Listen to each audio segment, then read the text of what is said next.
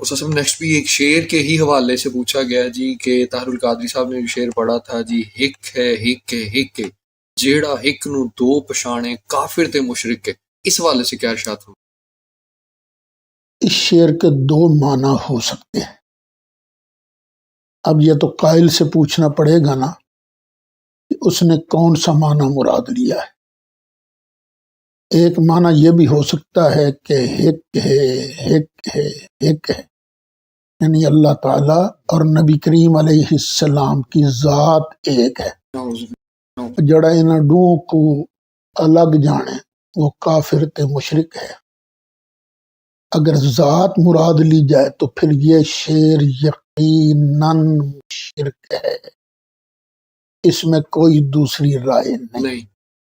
اور ایک اس کا دوسرا معنی بھی ہو سکتا ہے، وہ یہ کہ اللہ کی اطاعت اور نبی کریم علیہ السلام کی اطاعت ہک ہے ہک ہے ہک ہے، جڑا دونوں کی اطاعت کو الگ الگ جانے وہ بڑا کافر اور مشرک ہے، کیونکہ قرآن فرماتا ہے نا من یطع الرسول فقد اطاع اللہ، جس نے نبی کریم علیہ السلام کی اطاعت کر لی اس نے اللہ کی ہی اطاعت کر لی ہے۔